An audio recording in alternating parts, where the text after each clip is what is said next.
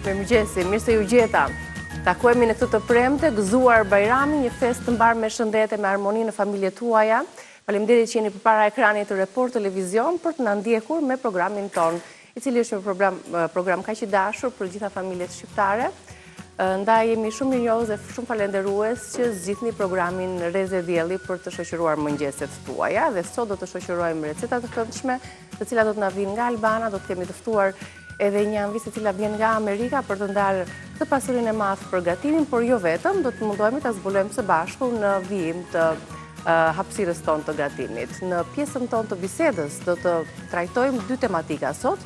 Si të vim dikujt në ndihmë, në atë ndihmën e parë që është minuti ardh dhe që është shpëtues për jetën, për të kthyer në ero të familjarëve, të shoqërisë, kudo që ndodhemi. Mjafton të kemi disa njohuri bazë se si mund t'japim ndihmën e parë për raste të ndryshme emergjente, siç është ataku kardiak, apo bjegje të ndryshme, apo humbjave të dijes. Të gjitha këto mund të shoqërohen me disa veprime të thjeshta, të cilat derisa të vijë ndihma e shpejt, ne kemi dhënë një kontribut dhe jemi ndier mirë radh parë dhe kemi shpëtuar jetën e tjetrit. Shumë raste të tilla do të përmendem nga ekspert konkret se si do të japim pikërisht të praktika të cilat janë shpëtuese. Vera ka mbëritur, të gjithë jemi duke u kujdesur, duke menduar, por ka dhe njerëz ndoshta nuk i kushtojmë shumë rëndësi mbrojtjes me krem dielli të lëkurës.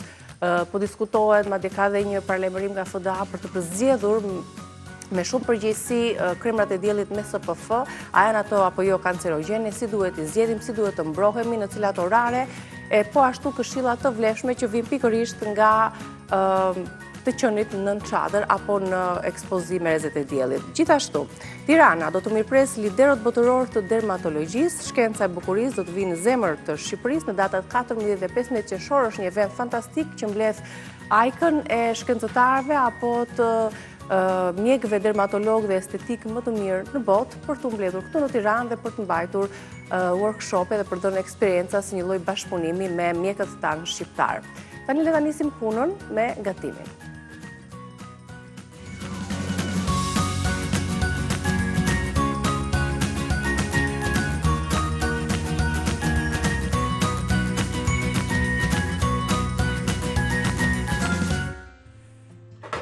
Ja ku jemi, mirëmëngjes.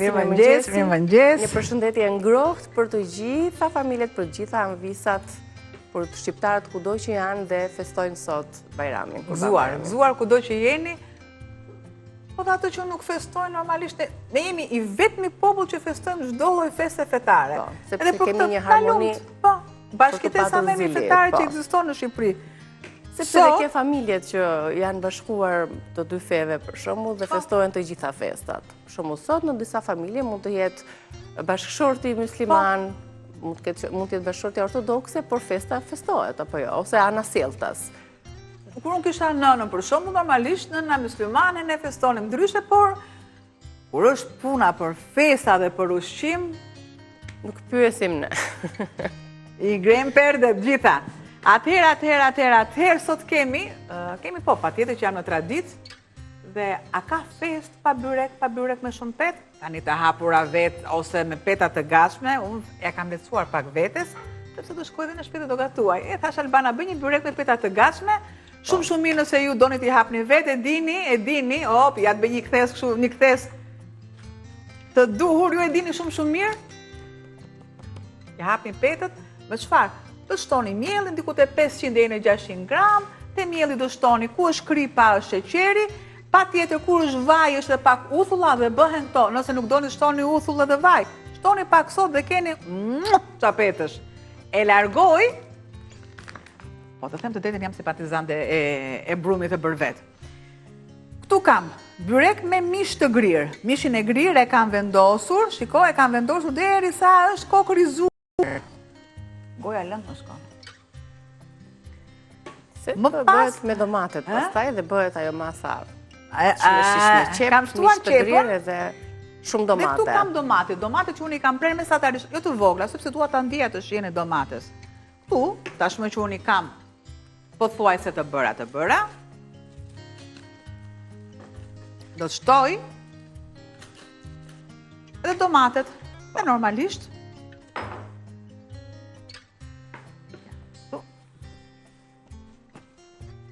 T'i lëm të zbuten, derisa të shohim që domatet janë zbutur. Edhe të ndihmoj pak me lugë.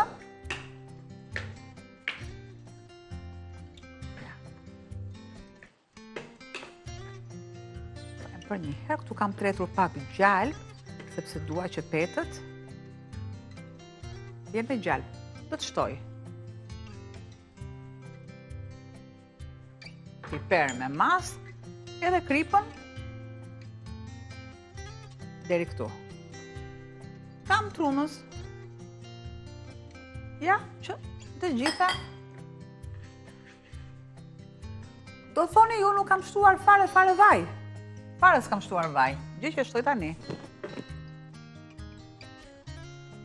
Përse nuk kam shtuar vaj, sepse kam përzierjen me ujin, edhe qepën më pas, edhe, ja. E mira është proces që edhe të zbuten, por dhe të qëndroj shija e domates. Po.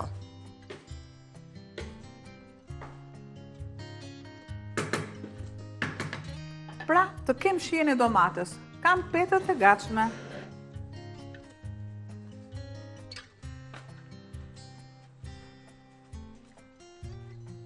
Që sa po i marrim, i lëm pak në ambient.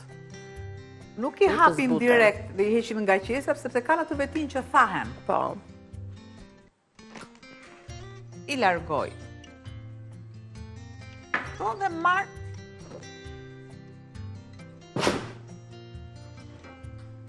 I kem. Bëj një spërkatje vetëm me vaj. Jo me gjalp. Dhe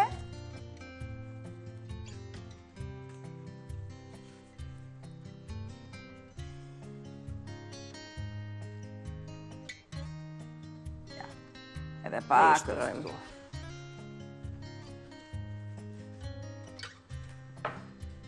Faktikisht,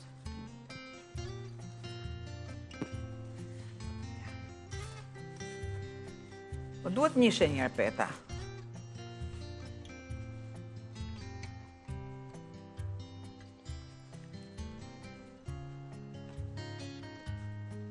Është bëj një zarf. Zgjidhje sot një byrek është në tryez në këtë fest. Që zgjidhet sipas shijes. Kanë visa që i gatuajnë byrekët të ndara në dy shije, për shembull, se bëjnë 2-3, secili ka preferencat e veta në familje. Po pse mi prindërit tani shikojnë për gjithkohën?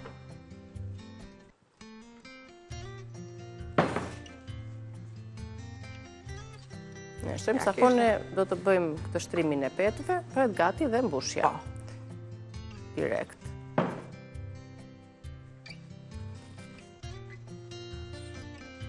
Opa.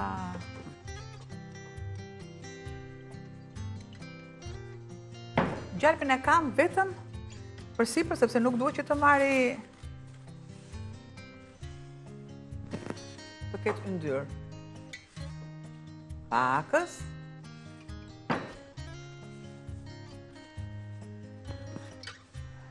Ka një rëndes dhe prandaj unë mundojmë që të shtoj shumë peta. Ja të shkoj dhe në frigorifer se kam dhe ca peta të tjera.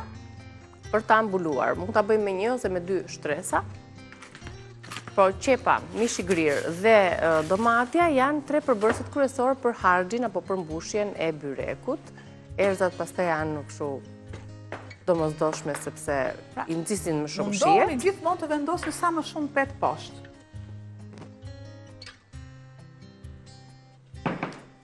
Sipër, na duhen më pak. Me që unë do bëj një mbushje të duhur, tani tek bimët aromatike, faktikisht nuk do bimë aromatike. Edhe me atë shijen e domates, po do ato erzat, kripa, piperi, trumza. Janë kombinimet e trumza, ose rigoni, por rigoni i freskët, jo rigoni, sepse trumza dhe rigoni janë vërtet të një familje na duket me, por nuk kanë shije të njëjta. Nëse unë do t'i shtoj majdanoz më pas, filloj dhe e t'i tërësoj pak shijen. Më duhet edhe pak sa fare, shiko sa fillon e merr atë të ngjyrën portokalli. Është një ngjyrë ndjellëse. Dhe mbas kësaj pete, patjetër që unë do të shtoj mbushjen.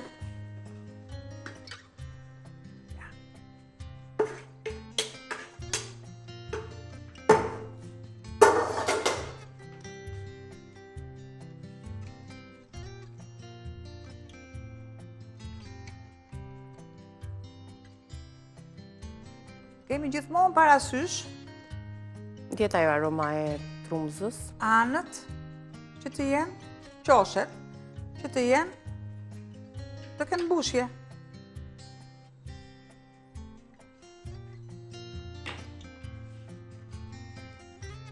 Do të shtojmë fillim fare këtë petën që është më e tharë.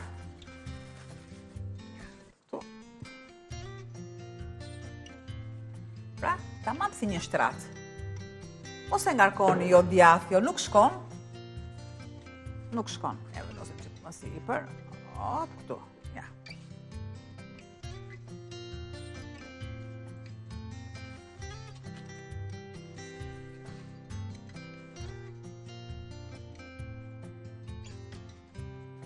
Një bëjmë mbylljen.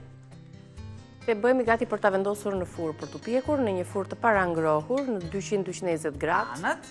Ta pjekim që ta kemi mundësi deri në fund ta sjellim në tryez. Dhe mos harroni pastaj yndyrën në sipërfaqe. Që të piqet dhe të marrë një ngjyrë të bukur. Edhe? Ky është byreku që sugjerojmë për sot. Pra, për festa apo jo, ne sillim një variant tjetër të mbushjes, byrek me mish të grirë, me pak qepë dhe me domate. Dihet që këto janë dhe përbërësit që ju patë dhe e ndoqët hap pas hapi, një pako me peta të gatshme, nëse nuk i doni që ti gatuani me peta të gatshme dhe keni kohë, mund t'i hapni dhe t'i shtroni njëra pas tjetrës, më pas mbushjen. Mbushjen duke zbutur, kokrizuar pak mishin e grirë, qepën dhe domaten, kështu është edhe lista e përbërësve, nëse kemi të shkruar mund ta tregojmë dhe ju i shkruani dhe i mbani gramaturat përkatëse.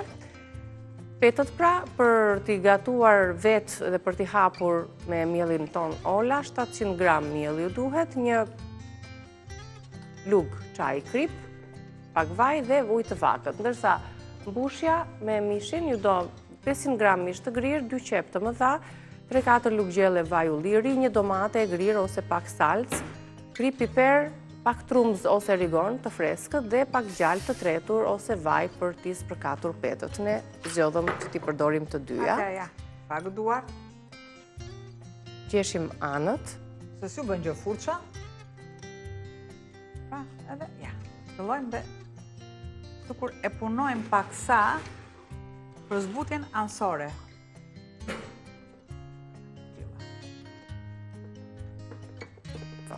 Dhe gati për pjekje. Ky ishte byreku. Kaq shpejt në 10 minuta. Në furrë të parangrohur unë e kam tek 220 direkt me vrap sepse ju pret.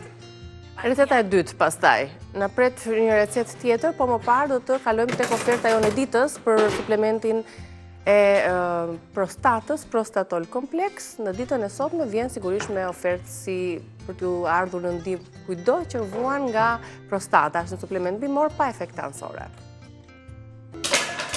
Rikthemi për të vazhduar me një recetë tjetër, me recetën e dytë. Në këtë hapësirë kemi zgjedhur që të punojmë çik më shpejt edhe t'i kemi recetat më praktike, më të shkurtra që edhe ju të keni mundësi t'i gatuani dhe të dilni pastaj me familjen sot. Çfarë gatuam tani? Një revani. Revani që në fillim mund thoshim, tradicionale. kam shtuar dhe sheqer kafë dhe sheqer të bardhë. A doni t'ja u them drejtën se unë gjithmonë. Po njësoj janë ato të dy. Po kisha gjithashtu, që kështu i shtova të dyja bashkë, sheqeri, ëmbëlsia ngelet, masa e duhur në sheqer, ujë dhe filloj dhe bëj e përgatis që tani shërbetin unë. Po kështu nuk jam kospuntore unë çfarë të ti. Megjithëse nuk është se ka ndonjë diferencë të madhe i bardh kafë. Njësoj e bën dëmin dhe punën në recetë. Për shembull, te dëm s'ka, në vlera ka? Vlera ku ka sheqeri vlera dhe ti? Aman. Po na bën të ëmbël. Po na jep humorin. Dëgjoj, do vish në një moshë që do ta ndjesh shumë të nevojshme mungesën e sheqerit e ndjen. Edhe çfarë do ha sheqer pastaj? Tash ti sheqer nuk ham, po bëjmë ëmbëlsira. Sot për shembull, bëjmë një revani me kos, dhe një revani me ara, edhe me pak fjalë edhe me shumë punë. Ashtu. E të tregojmë pak produktet, për këtë i vezët ndihmoj shumë mirë direkt tu ambisat. pishtoj.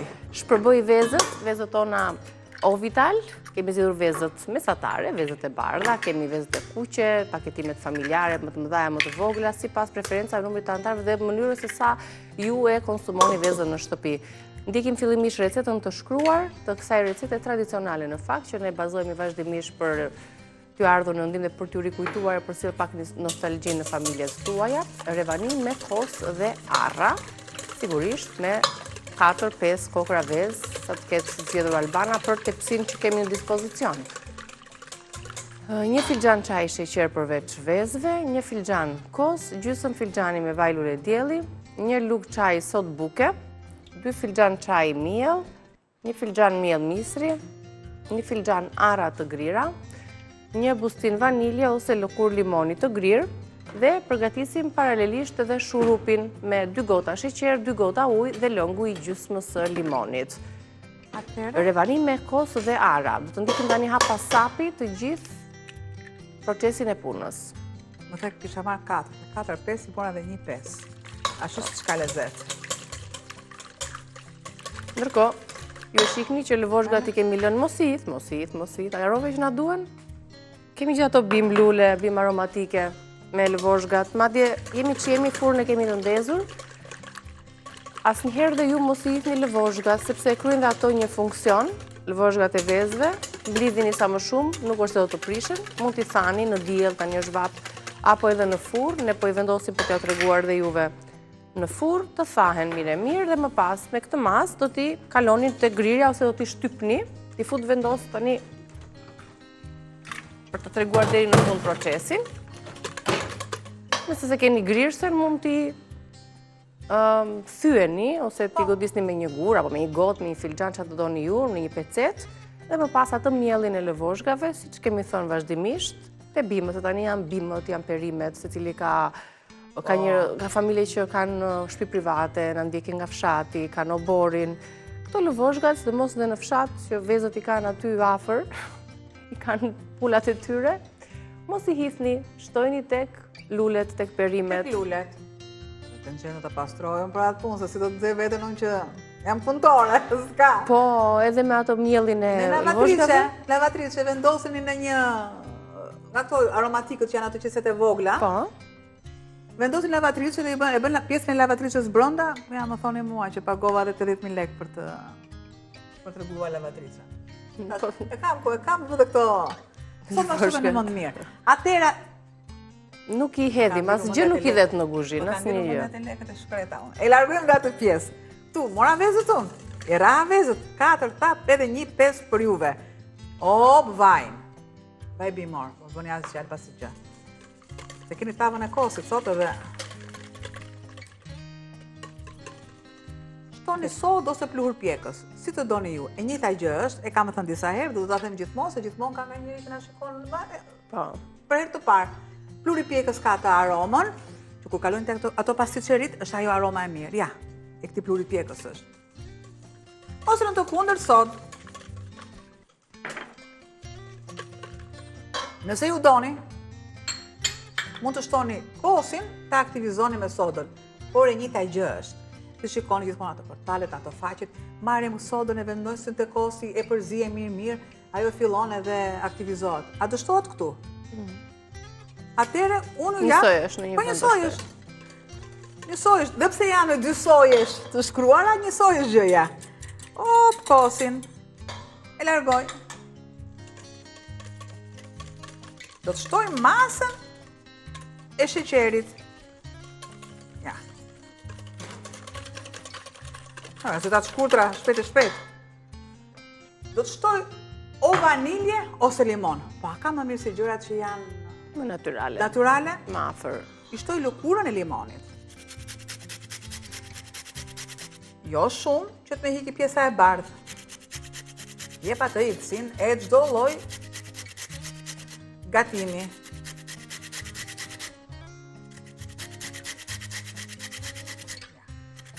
Lëkurën këtu, si për nehimët. Do edhe pak, erisa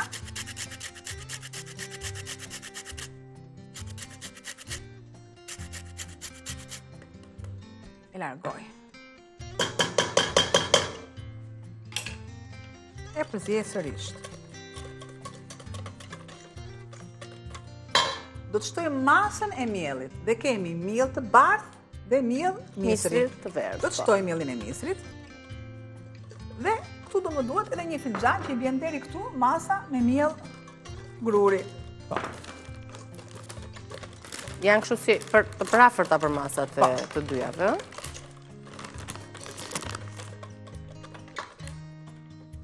Ja të largojnë të gjitha këto, se do më duhet të grimcoj arat.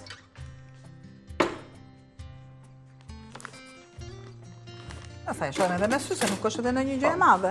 E shojmë se sa kërkon masa e produkteve që shtuam, të vezëve, të kosit, të vajt, produktet e lëngshme.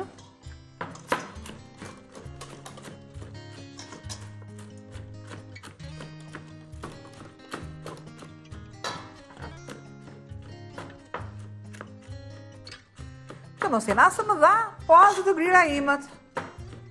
Me thikë që të ndjejmë, po. Po, të jenë qik të ngrënshme, praktike për t'i konsumuar aty në pjekje. Pra, përgatisim revanin me kos dhe ara. I shojmë së bashku dhe njërë recetën të shkruar. Kemi vendosur shurupin për t'u përgatitur me sheqer, ujë dhe limon. Kemi marrë 4 ose 5 vezë. Ne na u deshëm 5. 1 filxhan çaj sheqer, 1 filxhan kos, gjysmë filxhani vaj lule dielli, 1 lugë çaj sot buke, 2 filxhan çaj me miell, 1 filxhan miell misri, 1 filxhan arra të grira, 1 bustin vanilje ose lëkura e 1 limoni. Edhe shurupin që do ta vendosni të parin përpara se të filloni të përzjeni produktet që unë ju thash. Sekondë edhe pak sa. Po, e do shurupi se e kulibron çika të...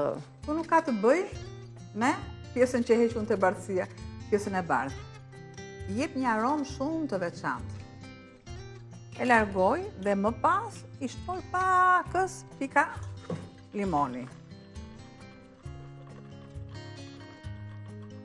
Dua dhe pak sepse masën e kam bërë me filxhan çaj. Dua dhe pak miell. Po.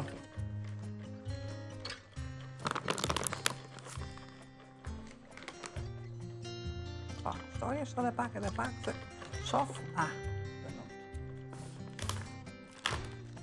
Pra, kjo është masa që mua më duhet tamam.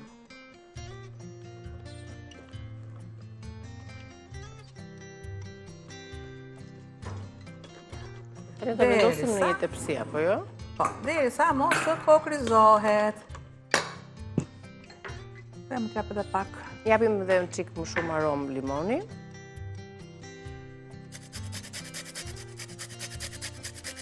Që të ndjetë pak më fuqishëm, se e shoh që nuk mbretëron akoma. Këtu duhet të ndihet vetëm era e limonit më tepër, kur është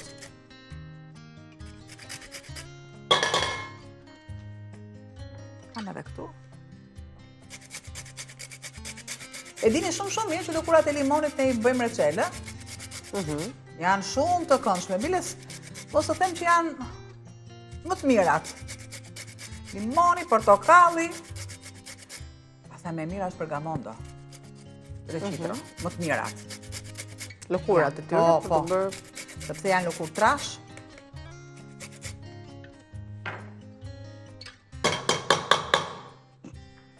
Gati përzierja për t'i vendosur tani në tavë dhe në pjekje, ku kemi vendosur byrekun.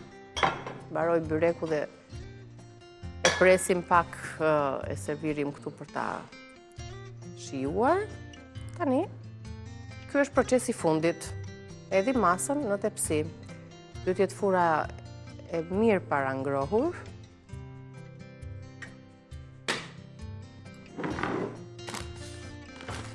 Që të mos bjerë volumi i brumit.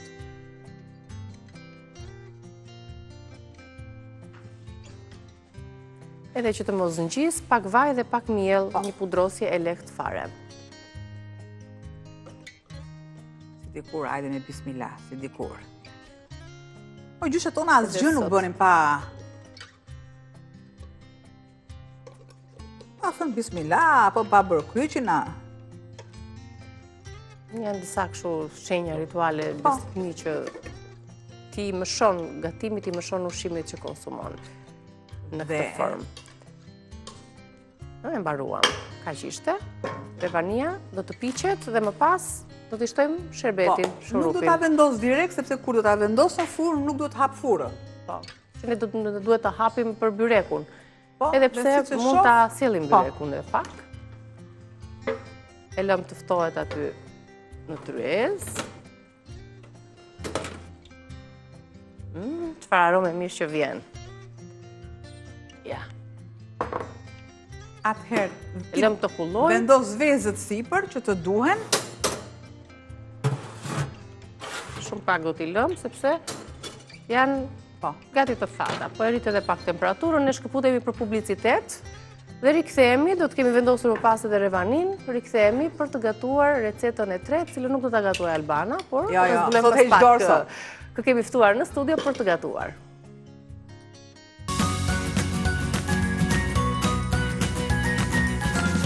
Jemi rikthyer në kuzhinën tonë, siç e shihni, nuk kemi vetëm me Albanën, kemi të ftuar zonjën Valbona Lavdari. Mirë se erdhe, dashur, kënaqësi që të kemi këtu. Zonja Valbona është me origjinë nga Berati, po jeton në Amerikë, ka ardhur për pushime në Tiranë, ka jetuar për 8-9 vite në Greqi dhe më pas 25 vite në Amerikë. Në Amerikë. Në cilin shtet? Në Massachusetts.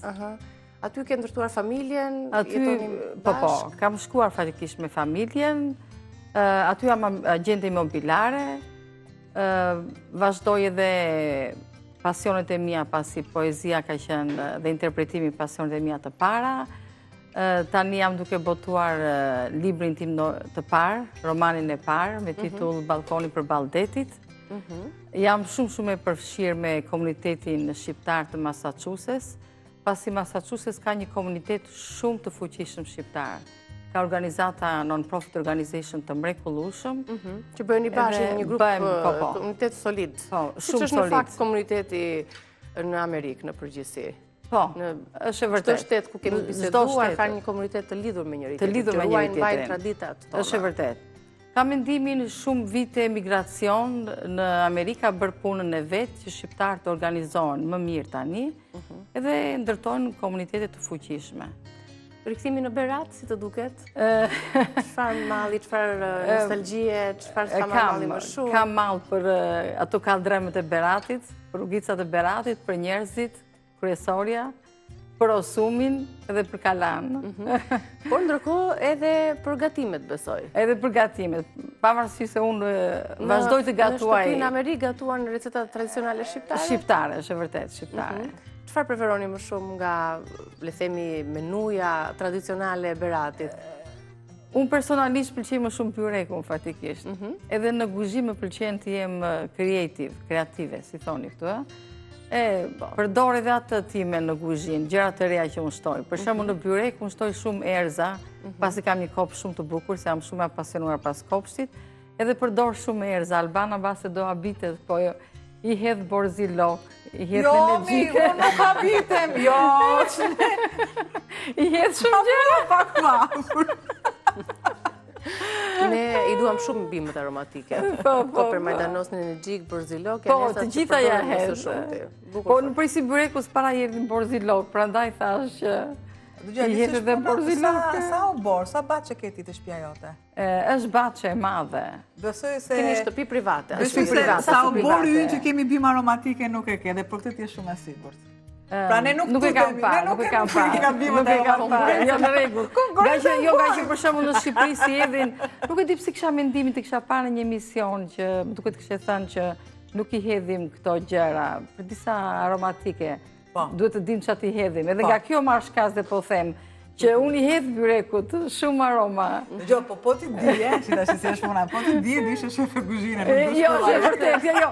Dgjoj, unë thashë, thjesht dgjoj. Humor, zemër, bëj humor. Jo, ke të drejtë, thjesht në kuzhinë jam çfarë më pëlqen mua dhe i hedh. Nuk kam shumë rregulla. Dhe bashkësisht personave, kjo. Jo, më kot sot ke zgjedhur edhe një recet kështu të traditës, siç i zë malli emigrantët gjithmonë kur vinë në Shqipëri, ma bëj një tafkosi, ajo tava që mbetet në shijen e turistëve.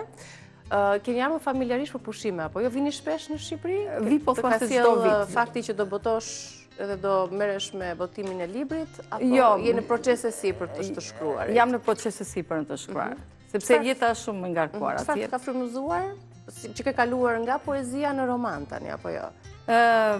Ka mendimin rritje si shkrimtar, ke më shumë pretendime, ke më shumë ambicie, dhe gjithmonë e kam dashur të shkruaj një roman, po jeta është shumë, unë kam një jetë shumë të ngarkuar, pasi kam dhe biznesin tim, merrem shumë dhe me komunitetin, ndihmoj sa ka mundësi komunitetin, dhe duke pasur një jetë kaq të ngarkuar, E gjen ato çlodhjen tek të shkruarit. jo vetëm shlodhe, po është edhe ka mendimin detyrimi që kam unë karshi vetes për pasionet e mia.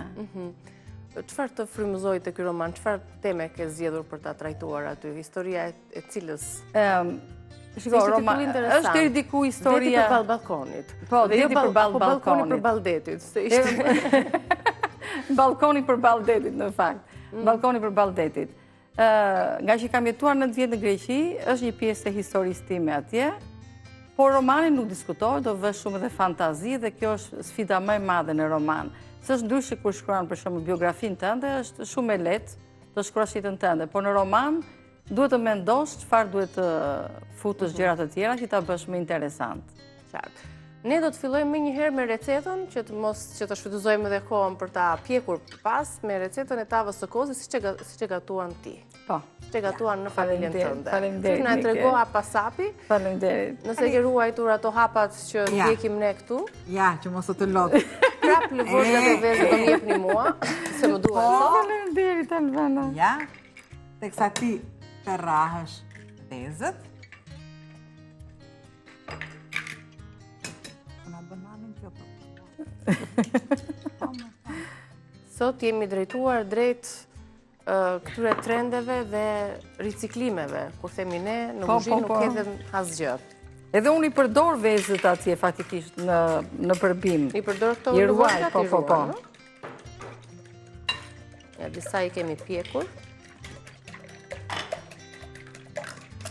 Unë në Behar ftoj shumë shoqëri atje, shoqet e mia, pasi kam ja 2 grupe që kam krijuar, jo është një grup i madh, Garden Girls, grupi tjetër është mbaruar me Garden Girls, pra këto gocat që vajzat, gratë që mblidhen për kopshtarinë edhe mblidhen Erdhën për të parë te kopshti im, thash unë kopshtin e kam ndërtuar vetë, sepse më pëlqen shumë arkitektura e kopshtit. Ta e se gjithë banua? Jo, se na bëre me veshka. Për këtë kopshin që na bëre Zili, duhet të na kishte sjell disa foto. Ke të drejtë. Kopshti është shumë i bukur. Kopshti është shumë i bukur, të gjithë që vinë. Shumë të mirë. Edhe unë jam shumë krenare për kopshin që kam ndërtuar, sepse është shumë unik. Është një kopës që ka një histori. Onika, i vendosën në pak miell? Po. Se jemi treguar si pak kopratës. Si pak kopratës të mielli? Po ndërkohë, Valbona, për shembull, nëse ti kujton 25 vite më përpara kur shkuat në Amerikë, ato vështirësitë e para. Si keni te kaluar? Në Amerikë... Se jo çdo gjë është e thjeshtë. Nuk është Amerikë, po vështirësia është për çdo familje që shkon. Unë në Amerikë kam kaluar deri diku lehtë. Po, faleminderit Albana. I kam kaluar deri diku lehtë, di pse? Sepse mua më trajnoi Greqia. 9 vjet... Pra përgatiti si emigrante. Po, është vërtet. 9 vjet në Greqi, ishte goxha përgatitje si emigrante, plus që Amerika, pa diskutim, me mora akoma me më shumë pozitivitet, sepse... Nëse ishte një kontinent tjetër, jetë komplet frenetike, kishte më shumë opportunities, po dhe ambienti atje është shumë pozitiv, njerëzit janë shumë inkurajues, është tjetër ambient në Amerikë, kështu që duke parë të gjitha këto mundësira, Amerikën e mora me shumë sportivitet, me shumë ambicje, sa po vajta fillova shkollën për gjuhën, pasi unë nuk dija gjuhën, dhe pas mbarova gjuhën pastaj, fillova kolegjin 2 vjeçar, pastaj shkova te universiteti 4 vjeçar. Për çfarë studiuat? Lëngun e mishit? Po. Se ky e bën të shishme në fakt shumë, lëngu i mishit ka ato... Pra e lam tek universiteti, Po, kam studiuar për anglisht edhe për piktur. Edhe për pikturë. Edhe për Tjetër pikturë. gjini. Po, ishte diçka e re që eksplorova piktura në kolegj, me qenë se më pëlqeu, gati tani, edhe vim te orizin. Ja, ke dhe orizin që... Pra rahën vezët, shtuam në të kosin, lëngun e mishit, edhe orizin. Orizin e zjerë të lëngu i gati mishit. aty. E shiko, nuk të kam lodhur. Jo, s'm ke lodhur fare. Shumë faleminderit. Sot ma ke bërë jetën shumë të lehtë, Albana. Tani duke pak të raportin që kanë Amerikanët me ushqimin. Amerikanët nuk janë si ne që të gatojnë gjithmonë, faktikisht. Bëjnë gjëra më praktike. Bëjnë shumë, jo, bëjnë për shembull mish në grill, mishin në grill me sallatë, ose bëjnë mishin në grill me sallatë edhe pasta, i shtojnë sa pasta. Po nuk i kanë këto gjëra siç e kemi ne, suprat, nuk para i përdorin. Shkopin ona. Edhe hanë edhe jashtë, marrin kështu. Po dhe unë nuk është të gatoj çdo ditë, them të drejtën. 2 herë në javë gatoj. 2 herë në javë? Pjesën tjetër e konsumoni të gatshëm e jashtë? Të gatshëm e jashtë. Unë s'kam pretendime, ha dhe gjellën e një ditë më përpara. Kështu që 3 herë mund të gatoj. Po më shumë jo. Është koha e punës e tillë. Është jeta shumë e ngarkuar. Që ke zgjedhur të bërë si agjente imobiliare? Këtë punën e dashuroj. Shumë në fakt, e duan këtë profesion. E duan, e vërtet, e vërtet. Duket është për shkak se e kanë më të thjesht për të punuar si agent imobiliar. Nuk e di se cili ka motivet e veta. Mua konkretisht, motivimi im ishte se mua më pëlqen shumë të punoj me njerëzit. Më pëlqen shumë të punoj me njerëzit, edhe mundësia për të punuar me njerëzit, ta vë në furrë tani Albana? Ja, ta vendosim në furrë, sa po të presim pak edhe revanin, që ta servirim me shurupin, që është i nxehtë. Është lezzeti. Po. E gatuan shpesh tavën e kosit në Amerikë? Një në 10 ditë. E gatuan shpesh, pra? Po. Ja, e vendosim për të pjekur. Albana ndërkohë do të sjellë edhe revanin, që të mbulojmë me shurup. Ja, të marrim një leckë, të bëjmë gati shurupin për t'ia shtuar revanis. Po me ëmbëlsirat, si ke marrëdhëniet, Valbona? Me ëmbëlsirat nuk ka marrëdhënie të mirë, se dogja. E, kur themu nga ndonjëherë syri keq, syri keq, si kanë anë prime. Syri, po me është syri. E si më është bërë sot, se të ndafilme. Kam dhe unë anën time të marrje si gjërave, kisha anën e kundërt, që mos lejoja të pengueshe. Shtojmë dhe shurupin se e kemi gati tani të vakët, mbi revani, dhe... Opa! Vazhdo preke dhe pak. Eja Valbona më përpara? Ajde, Bona, mos ki frikë se ne jemi... Pranojmë çdo lloj mysafiri. Shumë friendly. Vetëm heq lëkurën e limonit. Bona, se ne këtu duam t'i vejmë gjërat shumë të kollajt. Ashif, nuk ka nevojë fare me garuzhe, si që kam. Ashtu e bëj dhe unë. 1 pikë në qëndër. Opa, ullë se e bën bonën me njolla. Pra një pjesë e shtuam që të përthithet, që mjafton sa të mbullohet. Pakës kam lënë, por në fund fare, dhe normalisht... Dyfishohet ajo masa. Okej, largojmë edhe vajin. Edhe pastrimin direkt. Dhe kjo është revania. T'ju tregojmë pak anvisave me përbërësit e saj, çfarë na u desh për t'i përzier. Shohim së bashku të shkruar një revani me kos dhe ara. Shpejt e shpejt, mielli, receta në ekran për t'ja përfunduar dhe për të kaluar më pas tek tava e kosit. Revani me kos dhe ara, 4 vezë, 1 filxhan çaj sheqer, 1 filxhan kos, 2 filxhani vaj lule dielli, sot buge 1 lut çaji, 2 filxhan çaj miell, 1 filxhan miell misri, 1 filxhan arra të grira, 1 bushtin vanilje ose lëkurë limoni të grirë. Për shurupin ju duhet 2 gota sheqer, 2 gota ujë, lëngu i gjysmë limoni dhe rezultati është një tryezë, siç e thash, shurupi përthithet komplet nga pjesa e revanis, e brumit, duhet jetë njëri i vakët, njëri i sapo nxjerr nga furra dhe kaq. Kjo ishte e gjitha. Ta lëmë të kulloj dhe do të shijojmë diçka të ëmbël dhe për ta mirëpritur edhe Valbonën që ka ardhur nga larg.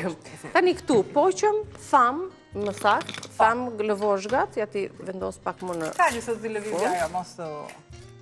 lëvozhgat e vezëve, do të pjekim edhe të tjerat. Vendos edhe atë letrën e aluminit që të bëj dhe një punë këtu, unë shikon ti. Dhe një nga mënyrat kam thënë, ka bërë nëna për para koha, ose kam dalun para koha, një gjë e tillë. Okej. Siç vepron besoj edhe... Unë nuk i vë letër, pse i vini dhe letra alumini? Nëse duam që ta, jo për të bimët, nëse duam që lëvozhgat e vezëve ti përdorim për bimët, i grim kështu si që janë, dhe ashtu të bimë aromatike, luleve, perimeve, çfarë kemi mbjellë të kopshti. Po, jo dhe unë e përdor, po ju vini dhe letra alumini. Tani, letrën e aluminit dhe për një qëllim tjetër do ta mësosh. Sepse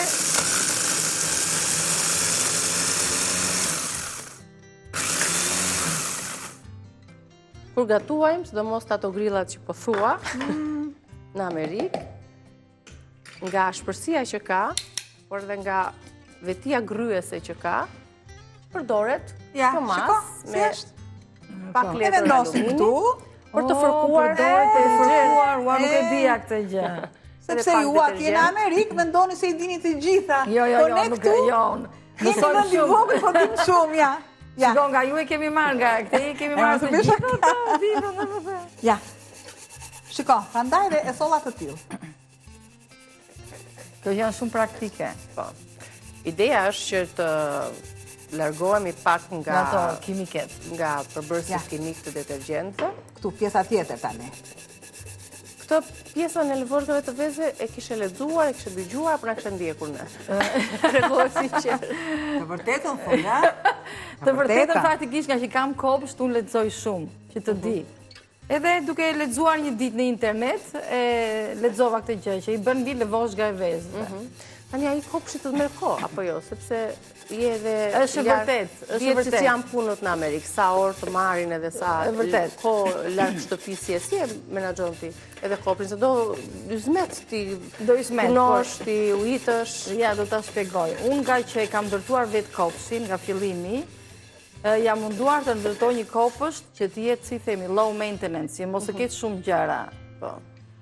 Po puna më e madhe është në pranverë dhe në vjeshtë, se ne kemi dimër shumë të ftohtë.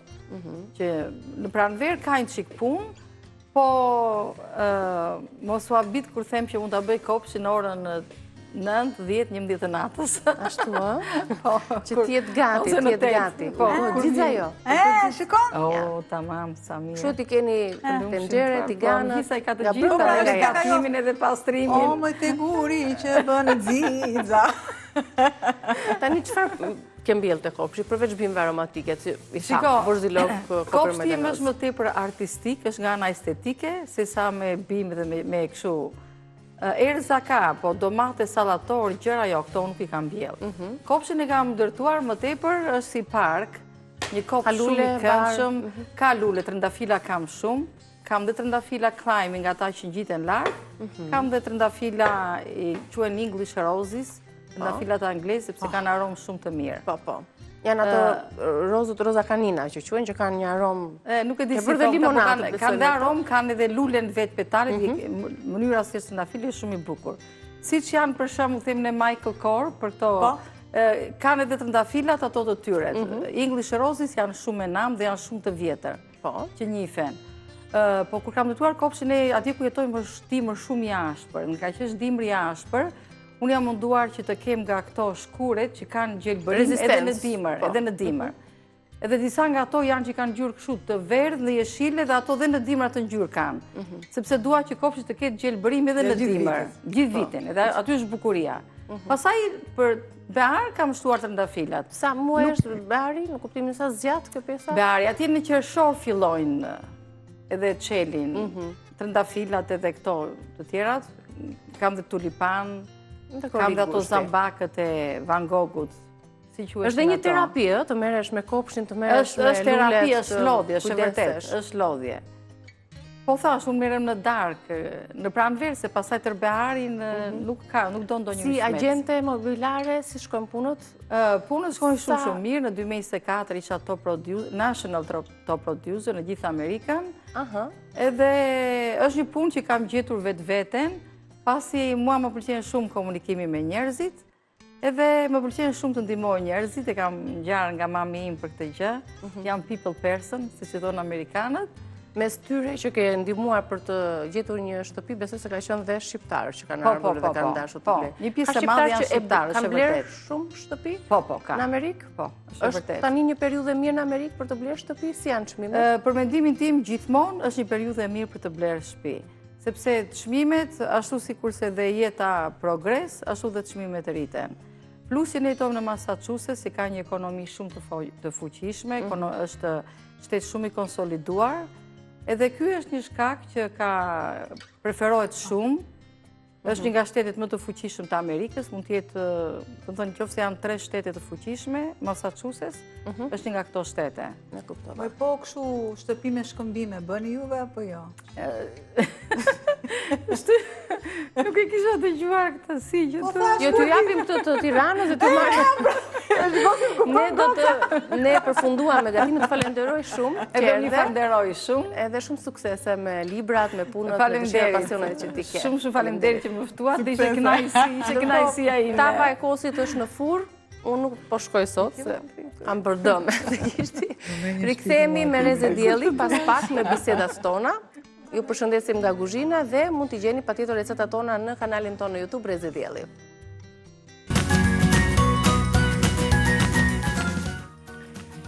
Vera ka ardhur, të gjithë duhet të shtojmë vëmendjen te mbrojtja e lëkurës, që të mos kemi pasoja, mos harroni. Lëkura ka memorie. Çdo Reze Dielli që deporton në të, qëndron aty, sjell pasoja nëse nuk e mbrojmë siç duhet me kremin e diellit, apo nëse nuk respektojmë këto oraret. Për të gjitha problematikat, për të gjitha dilemat, ato që qarkullojnë dhe në ditët e sotme në lidhje me përbërësit që mund të përmbaj kremi diellit, sa i shëndetshëm është ai, si duhet zgjedhur, çfarë diferencë ka një SPF 30 apo 50, a duhet përdorur ai kremi 10-shëm, po tek fëmijët çfarë duhet të kemi parasysh. Do të diskutojmë të gjitha këto me një dermatologe e cila dua të ndalem pak, sepse është një emër që nderon mjekësinë edhe bukurinë në të njëjtën kohë. Ajo është dermatologe dhe lektore ndërkombëtare në kongreset më prestigjioze të botës në fushën e dermatologjisë dhe mjekësisë estetike, doktoresh Brunilda Bardhi, e cila ndan jetën mes Amerikës edhe Shqipërisë dhe Tiranës. Mirë se erdhe, kënaqësi që të kam këtu. Por më lejo të bëj edhe një prezantim ashtu siç duhet dhe siç ju e meritoni. Doktoresh Bruna shpesh është e ftuar në Universitetin e Chicago si lektore specializuar. Së fundmi është kthyer nga një tur kongresesh në SBA, në Prag, Lisbon, ku në çdo prezantim nuk haron të përfundoj me një pamje nga Shqipëria, përveç se duke kthyer këtë punë, përveç se si pasion të jashtëzakonshëm që ka, si profesioniste jashtëzakonshme, është dhe një ambasadore krenare e vendit tonë.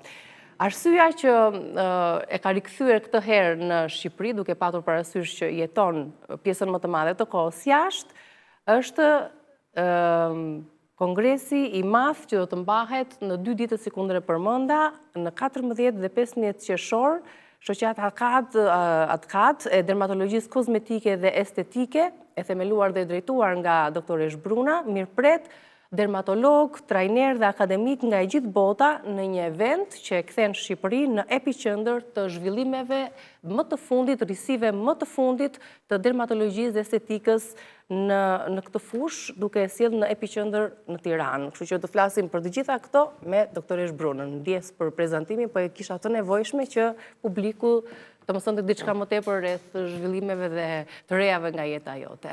Faleminderit shumë. Në fakt, pas 25 viteve mjeke, eksperiencë dhe sfidave, të gjitha ato janë pjesë e rrugëtimit që ne bëjmë gjatë karrierës sonë dhe pavarësisht, unë mendoj që gjithë secili nga ne ka rrugën e vet, por secili ka objektivat dhe qëllimet e veta në jetë. Unë të falenderoj sërish që jam e ftuar, është kënaqësi Niki të jem në emisionin tënd.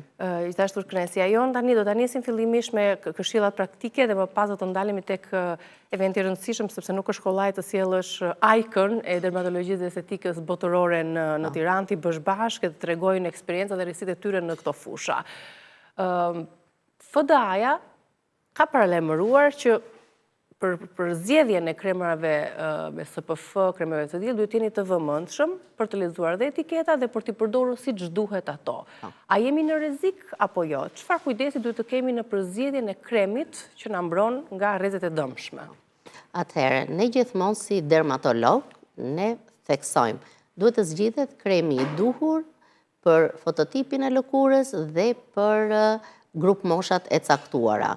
Sepse për fëmijët janë tjetër kremra që janë kryesisht kremra minerale apo fizik që i quajmë ne, që kanë titanium dioksid ose oksid zingu, janë ato kremrat që kur lyen, ngelen pak të trash dhe një filtr i bardhë, ku njerëzit në përgjithësi se kanë qef atë lloj filtri, por është për lëkura sensitive dhe fëmijët, ndërsa kremrat me bazë kimike, që thatë dhe ju që përmendët ku dhe FDA-ja, ka thënë që të keni kujdes, por nuk ka eksaktësisht një përcaktim që thotë ky nuk duhet përdorur, sepse janë studime të bëra në laboratore dhe janë gjetur disa përbërës të cilët nga përsëritja e herpaseshme apo në sasi të mëdha mund të kenë një kalim të tyre në gjak apo është gjetur dhe në përkorale, por kjo nuk do të thotë që ti mos e vendosësh një krem me filtr kimik, sepse është më i hollë, më transparent, më i adaptueshëm, por gjithmonë sipas disa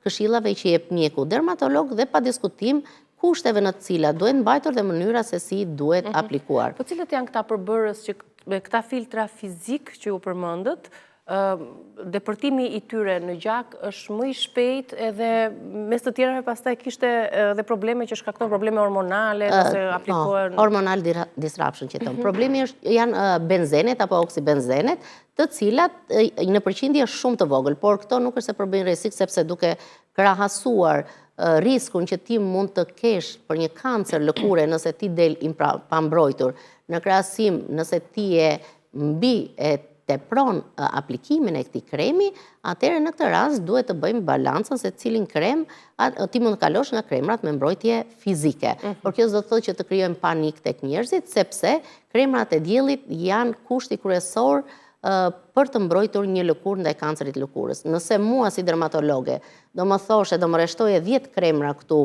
për mbajtjen e lëkurës dhe do më thoshe kë krem do zgjidhje vetëm një krem, unë do zgjidhja të parin kremin me filtr mbrojtës. Por gjithmonë është mirë të konsultohen me dermatologun, sepse dermatologu është ai që të jetë kremin e duhur. Edhe në Shqipëri duhet kemi parasysh dhe kulturën mjekësore, që njerëzit për të lexuar pak te përbërësit, për të konsultuar... Po të lexuar datën e skadencës, po të mos përdorin krema që i kanë përdorur një vit më përpara. Ja, këtu do të ndalem, se ka njerëz që thonë, përpri se kjo 12 muaj e ka afatin, pra që po ta bëjmë llogaritje, nëse kremi është blerë në korik, i bie që deri në korik e ka një afat për ta përdorur. Është normale të përdoret? Në qoftë se ai nuk është i hapur, po në qoftë se ti e hap nga momenti i hapjes deri në 6 muaj ti duhet ta kesh mbaruar. Përndryshe ti mos e apliko hidha të krem. Por ti mund ta dallosh fare kollaj, për shembull një krem sepse ai ndryshon erën, ndryshon ngjyrën, ndryshon konsistencën kur ti e hap në lëkurë. Vet ujë, vet kremi, pra janë këto. Po, se bëhet si me kokriza. Domethënë çdo njeri nuk është kursim që ti të vendosësh kremin i cili të ka tepruar, përkundrazi ato kimikate mund të oksidohen, sepse është e rëndësishme edhe mbajtja temperaturën në cilën mbahen ato, sepse nëse ti i mban në temperatura shumë të nxehta, risku i denaturimit të tyre është më i madh. Se themi ne, çdo 2 orë nëse je jashtë duhet riaplikuar. Po, atë 2 orë ose atë periudhë në të cilën personi është në plazh, është dhe kremi me vete, që do të thotë është në një temperaturë të lartë. Është i dëmshëm aty si ta ruajmë? Ne gjithmonë mbajmë kështu cooling me vete, që fusim gjëra të freskëta, ta fusin aty në një frigorifer të vogël me zinxhir, të gjithë i kemi ato, një pak akull, besoj se çdo njeri e merr këtë, sidomos kush janë kush janë familjar apo që kanë fëmijë. Ndërsa të rinjt janë pak më të neglizhent, por ne gjithmonë themi duhet riaplikohet çdo 2 orë. Nëse je jashtë, edhe kur je që ngjet makinën, edhe sidomos duart, për shembull, sepse janë bërë del qarkullon një foto shumë e famshme tek dermatologët e një shoferi ku njëra anë rife gjithmonë nga dielli dhe ana tjetër nuk rife nga dielli. Dhe kjo anë ishte më tepër me rrudha, me njolla, pra më e plakur, pra dielli shkakton dhe plakje, dhe kancer lëkure, pra në orët e forta. Prandaj është shumë e rëndësishme mbrojtja e diellit për të shmangur dhe për shëndetin. Ne nuk themi se është bukuria e para, ne si mjek themi të mbrojmë shëndetin tonë. Kremi që përdoret për trupin, mund të aplikohet dhe në fytyrë, se ka njerëz që përdorin për të dyja njësoj? Ato faktikisht kanë një konsistencë tjetër në mënyrë të tillë që të përhapen në trup, ndërsa në fytyrë janë pak më të koncentruara specifikisht për fytyrën, sepse duke qenë parasysh që dhe dielli dhe këndi i rënjes në fytyrë është më i madh, risku për të bërë pigmentime është më i madh dhe konsistenca është ndryshe nga e trupit. Ndërsa trupi, duke qenë se është një sipërfaqe më e madhe, kërkon dhe një përhapje më të mirë. Por mbrojtja është sigurisht duhet jetë 30 e sipër filtri, pra 30 e sipër që t'jesh i mbrojtur. Çfarë diferencë ka 30, 50 apo më shumë, pra kremrat me SPF mbi 50, apo përbëjnë ndonjë diferencë të madhe? Zakonisht 30, 50, 100, nga 94-97% mbrojnë kremrat, po kalkulimi bëhet, unë e kam thënë dhe herë tjetër, bëhet nëse një person është fototip 1, 2, 3, apo fytyrë me lëkurë me çelët apo me erët, është koha kur ti del në diell që ekspozohesh dhe digjesh, shumë zojnë numrin që ke të filtrit në krem. Pra nëse ti digjesh për 10 minuta herë 100, ty të duhen pas 100 minutash ta riaplikosh kremin. Kjo ka të bëjë. Persona që preferojnë ato, po jo se kanë ndonjë. Jam me 100 dhe jam me mbrojtur 100%, jo absolutisht. Je më i sigurt edhe e ke vendosur njerëz, thotë kanë vendosur atë 100-shin dhe s'mz. Është 100 herë më mirë të kesh atë 100-shin se sa atë 15-shin apo mos vësh fare. Apo mos vësh fare, se ka njerëz që zgjedhin të mos vënë fare se duan të nxjihen. Çfarë pasojash kanë se vendosin vetëm ato vajrat nxirës pa mbrojtje? Absolutisht, je i pambrojtur, je ekspozuar dhe rrit riskun akoma më tepër, sepse ne themi nga fëmijëria e ershme deri në moshën 20 vjeçare, ti merr gati 70% të rrezatimit dhe djegjeve që pëson dhe rrit riskun për kancer lëkure në një moshë më të vonshme. Çdo lloj djegje, sa herë ti digjesh, ti dyfishon shanset që ti mund të fitosh në më vonë një kancer lëkure, pra mund të krijosh një kancer lëkure apo dhe një melanom. Por kjo s'do të thotë detyrimisht që një melanom të dalë mbi një nishan, sepse një melanom del denove, del në një zonë të pastër. Ka lidhje vetëm të pjesa e nishanëve, të cilat edhe këto duhen patur kujdes dhe duhen mbrojtur në ekspozimin me diell. Shoh njerëz që vendosin lekoplast apo vendosin e mbulojnë atë nishanin me shumë krem dhe më pas vendosin lekoplast. Kjo është mënyra e dur apo ka ndonjë sugjerim? Po, ka kremra specifik të cilët kanë dhe përmbajtje dyllore brenda që stik ngjiten pas nishanit dhe mundësisht kur janë kështu stik duhet i bien 3-4 herë mbi nishan apo dhe kur e përdorim në fytyrë sepse ka forma të ndryshme, konsistenca të ndryshme, gjithsesi ato duhet të ndjekin udhëzimet në mënyrë të tillë që të vendoset sasi e dur, se për shembull, në fytyrë duhen 2 viza këtu të gishtave që sasia, pra më të pak sasinë që duhet, 2 vizat e ose një luk çaj, ose 2 vizat e gishtave dhe kjo është sasia e dur që duhet vendosur për ti riaplikon, pra fytyrën, qafën, po shpesh njerëzit harojnë veshët. Harojnë mbrapa qafës, apo harojnë pjesën e kokës që kanë pa flok, për shembull. Edhe shpesher na vinë me këto djegjet u digjet lëkura, apo bëjnë keratoza aktinike, pra forma prekanceroze më vonë, apo te pjesa e këmbës, pjesa e kurizit të këmbës që harojnë. Edhe kur shkon në plazh, duhet vendosësh krem dhe te sipër këmbës dhe poshtë e shputa. Edhe thonjë duar duhet t'i mbulosh mirë, sepse kemi edhe kancer melanoma edhe në përthonjë. Pra duhet një mbulim të mirë, por unë gjithmonë rekomandoj, mundohuni që të vishni këmisha me mëngë të gjata, pantallonat shkurtra, që të shmangni kremra sasi të mëdhaja të kremit. Të kur futeni, futuni launi, shiuni mirë e mirë, para se të dalësh 20 minuta pare që lëkura të ketë mundësi të kryoj atë filtrin mbrojtës. Po kur hym në det përpara apo pas kremin? Pasi dalësh nga dielli, duhet të fshihesh në mënyrë që të aplikohet. Edhe ta reaplikosh, ka edhe në formë spray, të cilën personat sidomos që kanë qime, kështu e kanë më kollaj për tu përhapur. Pra ka opsione të ndryshme, por e rëndësishme është të vendoset kremi dur, apo spray, apo late. Si të kombinohet kremi duhur me SPF-n e dur që u përmendët me atë vaj nxirës? Pra, janë si kur shty njëra tjetër, njëri e mbron tjetëri përthith frezen për të nxirë, për të marrë atë ngjyrën e bukur që të gjithë e duan në plazh? Atëherë ne në mënyrë fare natyrale mund të nxjihemi para orës 10 dhe pas orës 4, sepse ne kemi nevojë dhe për vitaminën D, e cila metabolizohet nëpërmjet lëkurës. Të cilën e bllokon kremi apo jo? Po, kështu që ne duhet 15 minuta, po para orës 10 dhe pas orës 4, 15 minuta të dalësh ti e merë. Bilemistani ishte një profesor gjerman që po thoshte 15 minuta vetëm shputat e duarve, ti mund të arish të metabolizohet edhe vitamina D. Më thënë, bëjmë studime të ndryshme, sepse është si përfaqja me e madhe. Jo, të fëmijët është sigurisht është me e vogël, por të fëmijët e vegjël do kemi parasysh nën 6 muaj, do kenë shumë kujdes, sepse akoma mekanizmat mbrojtës tek fëmijët e vegjël, bebet nuk janë akoma të formësuar ashtu siç duhet dhe duhet t'i mbrojnë bebet e vogla. Dhe sidomos dhe moshat e treta, gjyshrit që kemi, duhet t'i mbrojmë dhe mos dalin në orët e forta, sepse bia i piku i diellit, përveç se punës së kremit, dhe duhet të hanë shëndetshëm, agrume, limon, portokall, gjitha këto, sepse kanë veti antioksidante dhe ndihmojnë organizmin.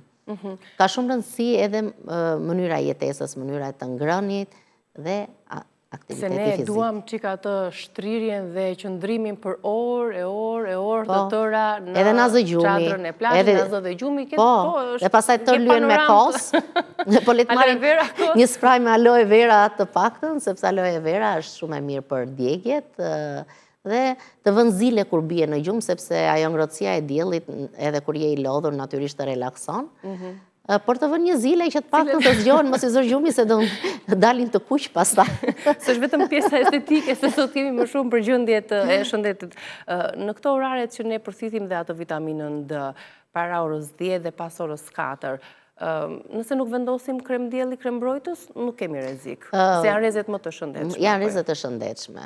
Në pas do të mbrohemi. Në cilat zona gratë dhe burrat janë më predispozuar për shkak të pambrojtjes ose neglizhencës që kanë bërë me mbrojtjen me krem, mund të zhvillohet edhe kanceri lëkurës? Cilat zona? Nga studimet e bëra, studimet e fundit, rezulton që rreth 60% e meshkujve mund të bëjnë më tepër melanoma dhe femrat 40%, dhe kryesisht meshkujt lokalizimi, predispozicionin më tepër e kanë në kuris, ndërsa femrat në pjesën e kërcirit. Interesante kjo pjesa, të gjurje poshtë? Po, ne faktikisht dalim edhe më shumë të ekspozuara, po jo detyrimisht duhet kesh një nishan që të kesh. Unë kam pasur raste dhe vajzat të reja, mbaj mend goca 26 vjeç, kam pas para disa kosh, më të në pjesën e kërcirit, po meshkuj për shumë pjesën e kurizit, dhe se kanë iden, ne gjithmonë theksojmë dhe duhet të tërheqim vëmendjen. Bëni një herë në vit kontroll te mjeku dermatolog. Minimalisht, komplet lëkurën, komplet të kontrollohet lëkura, jo vetëm nishanet, sepse melanoma nuk del vetëm mbi një nishan, del dhe në lëkurë të pastër. Prandaj themi një herë në vit, kush ka nishane apo histori kancer lëkure në familje, minimalisht 2 herë në vit, apo sipas këshillave që jep mjeku dermatolog, sepse kanë ndjekje në varësi të llojit të nishanit. Është dielli shkaktari kryesor i kancerit të lëkurës? Po, nga faktorët e jashtëm është dielli dhe sigurisht është predispozicioni genetik, pa diskutim. A na shkakton celulit ndjenja për kohë të gjatë në diell të pambrojtur? Është një ndikim i drejt për drejt? Celuliti ka të bëjë me ndryshimet hormonale kryesisht, dhe ka të bëjë dhe me ndryshimet në peshë, sepse ajo janë qelizat dhjamore të cilat zmadhohen dhe midis tyre krijohet infibrotik, po e shpjegoj nga ana estetike. Dhe në fazën e parë, sidomos në adoleshencë apo që fillojnë ndryshimet hormonale, fillojnë ato valëzimet e lehta. Celulitë kanë dhe meshkujt, po kanë më pak, por sidomos nga estrogenët që favorizohet. Por këto mund të trajtohen me masazhe apo me kremra, por në stadi kur fillojnë grada e 2, e 3, e 4, ka nevojë pa diskutim për aparatura në mënyrë të tillë që ai indifibrotik apo ndërhyrje ka disa kajnula që ne futemi brenda për të çartë indifibrotik, sepse ato krijojnë si ishuj tullumbace të vogla që kanë një inç që tërheq poshtë. Atëherë ne duhet ta çajmë këtë që të normalizohet dhe të jetë lëkura e njëtrajtshme. Përndryshe, ti me masazh, se shikoj vinë për shembull, i kanë këmbë të nxira nga masazhi i fortë, jo, se ti çan kapilarët, derma ka kapilar dhe celuliti është pak më thellë, është në hipoderm. Dhe unë nuk do të sugjeroja këto nxirje të mëdha, sepse ti mund të bësh drenazhimin limfatik dhe ta ndihmosh, por jo të shkaktosh deri në nxirje dhe çarje të kapilarëve. Ka aparatura që janë me radiofrekuencë, me vakum, me rolle, me ultrasound. Pra, sot në Tiranë, sot ne kemi gjitha llojet e aparaturave. Cila është mënyra më e mirë për ta eliminuar celulitin? Përmes aparaturave apo dhe përmes mënyrave të tjera? Dhe as duket ai? Po, pa diskutim. Pyetja Atëherë, $1 kur janë milion stadet e para, gati 95% e njerëzve kanë celulit. Nuk është se ti mund ta zhdukësh, thjesht e përmirëson, e mban në kontroll dhe duke i zvogluar nga grade 4 e 3 e 2. Nuk mund të pretendojmë të zhdukim, por ne rekomandojmë ndryshimi i mënyrës së jetesës. Duhet të hash shëndetshëm, duhet të bësh fiskulturë, mos rish shumë ulur dhe kur i çdo 25-30 minuta mundohu të çohesh, mund të bësh ca squatsa, më kupton ta ndihmosh pak qarkullimin limfatik. Por në momentin që ato bëhen, që themi ne dalin si topa, ti ke nevojë patjetër për aparatura. Është e kot që të mendojnë që me masazhe mund t'ikën, se ti thjesht e bën masazhin, moment ajo ulet pak, nivelohet, por nëse ti do një efekt më të gjatë, sigurisht derma do zgjatet me këto aparatura efekti 6 deri në 12 muaj. Qartë. Okej, besoj se e kemi ezauruar këtë pjesën e kujdesit dhe çfarë këshillash që dham, ndoshta duhet të jenë po kapelet, syzet me filtr mbrojtës duhet i kemë parasysh, gjithë i dinë këto, po ne ja u përmendim që sepse përsëritja më me dijes. Kapelet na mbrojnë nga këto njollat kafe, se të gjitha e kanë merak këtë pjesën e fytyrës, vajzat, kapelet të gratë. dhaja, të bardha me pak vrim. Dhe pa diskutim, ju mund të përdorni edhe pak serumi me vitaminë C, po jo kur shkoni në plazh në ditën e zakonshme, poshtë dhe si për kremin e diellit, dhe ka terapitë të cilat ju mund t'i bëni dhe gjatë kohës së verës, sepse është akumulim dhe njollat nuk janë vetëm në epiderm, shkojnë dhe poshtë në derm. Dhe një gabim që unë shikoj në shumë qendra që i marrin përsipër njollat, ja u përkeqësojnë sepse e shtyn pigmentin. Se qelizat e pigmentit ndodhen midis dermës dhe epidermës dhe me metodat e gabuara apo agresive e shtyn pigmentin dhe më thellë dhe e përkeqësojnë. Ka protokolle specifike. Se dua të kaloj pak tani nga pjesëmarrja juaj, kemi dhe foto, siç e përmenda, jeni kthyer nga 4 kongrese të rëndësishme në botë. Temat që janë diskutuar, rrezik më të mëdha këtë vit në dermoestetik dhe çfarë ndjesie është të përfaqësosh Shqipërinë në këto evente botërore dhe të jesh lektore? Në fakt, kjo ka qenë një ndër sfidat e mia dhe unë kam pasur në karrierën time një ndër qëllimet e mia për tu, si të thuash, për të përmbledhur dhe gjitha të pjesën e karrierës time, se çdo njeri vjen një moment që ato çka ka mbledhur gjatë jetës. Dhe unë eksperiencën time 25 vjeçare e kam ndarë në kongreset më të rëndësishme të dermatologjisë dhe mjekësisë estetike, dhe faktikisht kanë qenë të vlerësuara në mënyrë superiore dhe jam shumë e lumtur që puna ime është ndjerë e vlerësuar për rezultatet që unë kam arritur me pacientët, pasi shohim shumë momente dhe nga konferenca eksperiencën tënde apo të jesh autodidakt dhe ti marrësh thjesht nga literatura, ne marrim të rejat më të fundit, marrim studimet më të fundit, por këto i fusim në praktikën tonë të përditshme dhe të gjitha këto i sjellim si mënyra, opsione që pacientët tanë, jo vetëm në Shqipëri, po kushdo të ketë mundësi. Tashmë unë jam edhe në një platformë shumë të rëndësishme, ku janë 50 mjekët që merren me mjekësinë estetike, më të dëgjuar në botë, ku më kanë ofruar që unë të ofroj eksperiencën time dhe trajtime që unë ofroj me pacientët e mi, duke u nisur nga edhe rezultatet që unë kam patur. Duke shbërna, si ndryshon, ose çfarë ndryshimi ka perceptimi i të bukurës i kujdesit estetik nga një kontinent në tjetrën, dhe ku jemi ne si vend me profesionistët tanë krahasuar me eksperjencat e dermoestetistëve në përbot që ke vizituar? Faleminderit për këtë pyetje. Në fakt, ne në Shqipëri kemi ecur goxha mirë. Unë mbaj mend rrugtimin tim që në vitin 2000, tani shikojmë që këto 5 vitet e fundit ka shumë, vetë se në Shqipëri ka një diçka gabim, që gjithkush e aplikon, ka lazer, ka medical device, të cilat ato duhet jenë vetëm në duart e mjekëve specialistë. Kryesisht në botë janë ligje që duhet t'i aplikojnë dermatolog, kirurg plastik automatikisht. Çfarë ndodh në Shqipëri ndërkohë që nuk ka një ligj të tillë? Ne si shoqat faktikisht kemi kërkuar në ministri dhe mendoj dhe ata janë duke punuar për të adaptuar ligjin, për të bërë shtesa mbi ligjin, pasi është më se e nevojshme, pasi ne themi gjithmonë mos dëmto. Duke qenë se shumë janë shtuar rastet e komplikacioneve nëpër pacient, më vjen shumë keq që thjesht njerëzit kur nuk dini marrin përsipër dhe bëjnë gjithologun, pasi nëse ti do të hapësh një biznes, të paktën bëje me etik dhe bëje me dignitet dhe integritet, sepse nuk mund të marrësh përsipër diçka që ti nuk i jep dot zgjidhje dhe ta lësh pacientin në mes të rrugës. Pasojat cilat janë?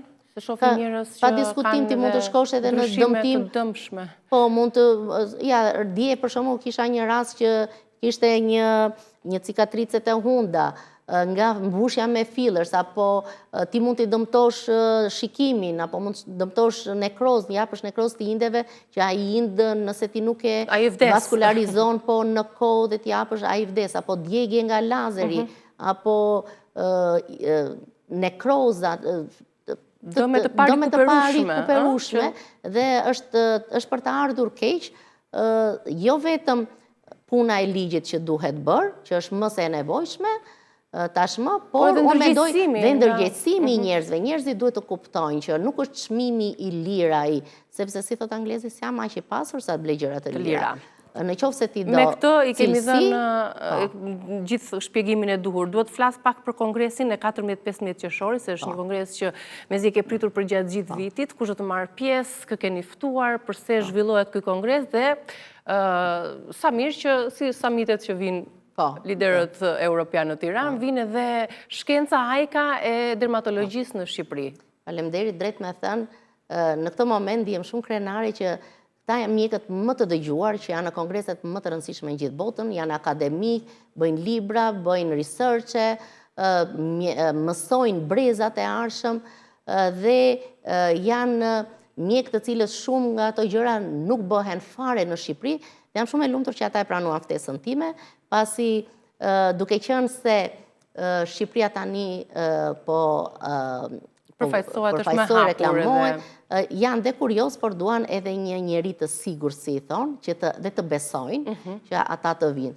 Dhe jam shumë e lumtur që 14 mjek do vinë për herë të parë, sepse ne kemi pasur 4, 5 dhe 7 mjek vjet, të gjithë janë akademik dhe lektor të shuar, por si vjet janë 14 s'ka ndodhur asnjëherë që në një vend. Si ke për veti, ke bindur që të vinë, dhe pse këtë gjë organizon vetëm ti me iniciativën tënde private? Po është një misi që ti krijon ndër vite, misi dhe respekt që ti krijon ndër vite, dhe mendoj që dhe ata kanë dëshirë, sepse jashtë njerëzit janë shumë të hapur dhe kanë dëshirë të ndihmojnë njerëzit që kërkojnë. Sepse ti duhet të kërkosh dhe me përullësi, nuk ka nevojë të jesh arrogant, ne kemi nevojë të mësojmë. Po ku ka më mirë që ata të na vinë në Shqipëri? Të japin eksperiencën e tyre dhe një lloj bashkëpunimi mjekëve tanë me të huaj për ta çuar përpara trajtime dermatologike. Ne ndërtojmë ura dhe normalisht ti të shkosh në një kongres europian apo në IMCAS, taksa e regjistrimit shkon nga 600 euro deri 1000 euro. Në Amerikë është 1500 euro që ti të futesh të mësosh të rejat e fundit, por që janë këta profesorë të gjithë që po vinë në Shqipëri.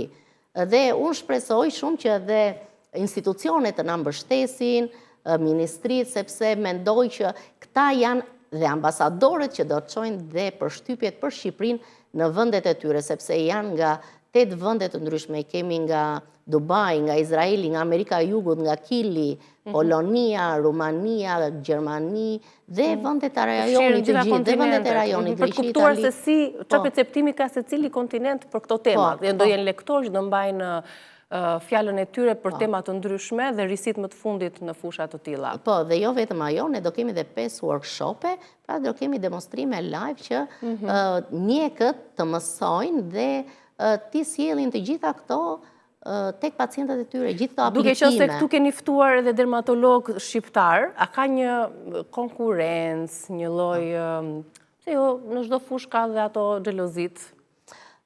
Ne kemi kirurg dhe dermatolog. Si ke gjetur bashkëpunimin me mjekët e kirurg dhe dermatolog shumë të njohur. Unë mendoj që kur mora nismë për themeluar të shoqat, vizioni im ka qenë i gjithë përfshirjes. Unë nuk mendoj që duhet të ketë xhelozi, unë mendoj që duhet të kemi kontribut. Në qoftë se ti je pjesën tënde më të mirë dhe ke dëshirë. E keni gjetur këtë? Po, unë mendoj që ne e kemi gjetur. Dhe jam shumë e lumtur që kam kolege shumë të mira në krah, që kemi një bord shumë të mirë dhe njerëz të cilët na mbështesin, sepse mendoj që ka ardhur koha që ne duhet të ecim në një hap me Europën, dhe siç kërkojmë të jemi pjesë e Europës, dhe kjo pjesë duhet të jetë integrimi dhe në shkencë dhe sigurimi i pacientit dhe ofrimi një shërbimi më të mirë, ashtu si që meriton. 14-15 qershor, apo jo, e ardhur Enkas nga Chicago për të dhënë këtë kontribut dhe për të zhvilluar këtë event të rëndësishëm, i cili bën bashk mjek të njohur, akademik nga fusha të dermatologjisë dhe të estetikës për të mbajtur workshope, për të biseduar, për të trajtuar tema dhe risit më të fundit në këtë fushë. Shumë suksese, di që është një punë kolosale, po ja që erdhi më në fund dita për t'i dhënë dhe finalizimin dhe kurorën e merituar të Ladis. Unë ftoj kush dëshiron që të kontribuoj për ta mbështetur, apo edhe për ta mbështetur, sepse normalisht një kongres kërkon edhe mbështet kostot e veta, dhe unë mendoj që kush dëshiron mund të na mbështesi për ta bërë një event spektakolar që dhe ne të tregojmë mikpritjen e shqiptarëve ashtu siç jemi ne. Po tjetë edhe në traditë përvitshme për të organizuar. Unë të uroj dhe një shumë suksese dhe faleminderit për prezencën këtu në Rezën tonë. Do t'japim të tjera këshilla që lidhen me ndihmën e parë minutjar të shumë i rëndësishëm për të shpëtuar jetë. Pas pak.